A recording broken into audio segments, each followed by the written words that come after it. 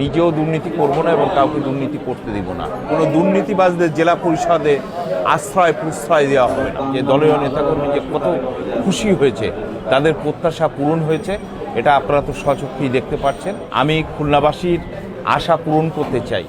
খুলনা জেলাকে একটি সুন্দর মডেল জেলায় রূপান্তরিত করতে চাই। এই জেলার বহু প্রত্যন্ত অঞ্চল রয়েছে যেখানে উন্নয়নের ছোঁয়া এখনো লাগি নাই। আমরা সেই সব প্রত্যন্ত অঞ্চলে জেলা পরিষদের মাধ্যমে কাজ করতে চাই।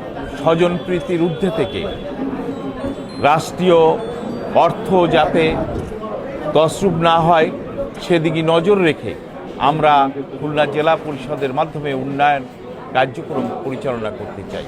জেলা পরিষদ হবে জনকল্যাণে, জেলা পরিষদ হবে মানুষের কল্যাণে, কল্যাণমুখী কাজ করার জন্য। জেলা পরিষদের কোনো দুর্নীতির ছোঁয়া লাগবে না, কোনো দুর্নীতিবাজদের জেলা পরিষদে আশ্রয় প্রশ্রয় দেওয়া হবে না। দুর্নীতিমুক্ত একটি জেলা পরিষদ আমরা উপহার দিব। আগামী দিনের রাষ্ট্রনায়ক জনাব তারেক রহমানের যে প্রত্যাশা, সেই প্রত্যাশা আমরা পূরণের সহযোগিতা করব। খুলনা জেলা প্রশাসক হিসেবে আজকেই বাংলাদেশ সরকারের মাননীয় প্রধানমন্ত্রী আমাকে আজকেই নিয়োগ দিয়েছে। আমি খুলনাবাসীর প্রত্যাশা পূরণ হয়েছে বলে আমি মনে করি। আমাদের দলের চেয়ারম্যান এবং বাংলাদেশের প্রধানমন্ত্রী উনি বারবার বলেছিল যে ত্যাগী নেতাকর্মীদের মূল্যায়ন করা হবে, রাজপথের নেতাকর্মীদের মূল্যায়ন করা হবে। তারই প্রতিচ্ছবি যে আজকে আমাকে জেলা পরিষদের চেয়ারম্যান হিসেবে, প্রশাসক হিসেবে উনি নিয়োগ দিয়েছে।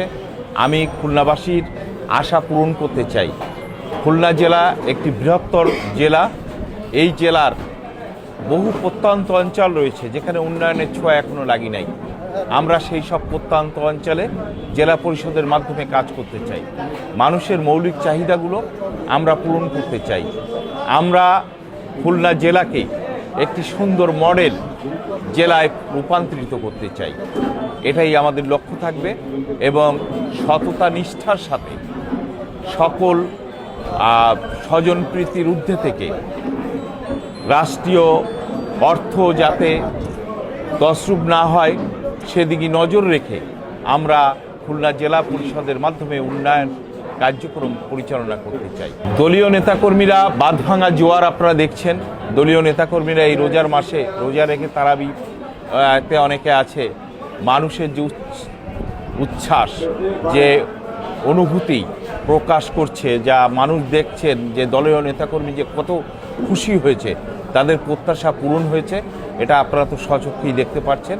এবং ইনশাল্লাহ আমরা কথা দিচ্ছি, আমরা যে সকলের এই আশা ভরসা আস্থার জায়গাকে পরিষ্কার রেখে একটি সুন্দর জেলা পরিষদ আমরা উপহার দিব। প্রথম দুটি কাজ এখানে দক্ষিণ অঞ্চলে মানুষের বিশুদ্ধ পানি পায় না।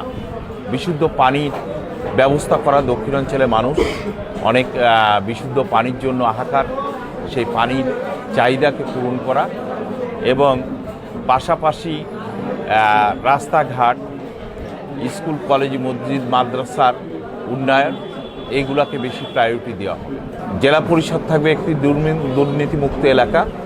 এখানে কোনো দুর্নীতির ছোঁয়া যাতে না লাগে সেজন্য আমরা সচেষ্ট থাকব এবং কাউকে নিজেও দুর্নীতি করব না এবং কাউকে দুর্নীতি করতে দিব না।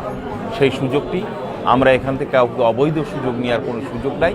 কারণ আমাদের দলের চেয়ারম্যান এবং বাংলাদেশের প্রধানমন্ত্রী উনি বদ্ধপরিকর, জনগণের কাছে উনি ওয়াদাবদ্ধ যে উনি বাংলাদেশকে একটি দুর্নীতিমুক্ত রাষ্ট্র পরিণত করবে। সেই কাজেই আমাদের সহযোগিতা করা হবে মূল লক্ষ্য। আমার তৃণমূল নেতাকর্মীদের আমি বলবো যে দলের জন্য আমরা যে শ্রম দিয়েছি, আমাদের দলীয় চেয়ারম্যান আমাদের সেই মূল্যায়ন করেছে। আমাদের ধৈর্য ধরতে হবে। ধৈর্য ধরে সকলকে সাথে নিয়ে, এখানে অনেকেই প্রত্যাশী ছিল, আমরা তাদেরকে সকলকে সাথে নিয়েই জেলা পরিষদের কাজগুলো সম্পন্ন করতে চাই।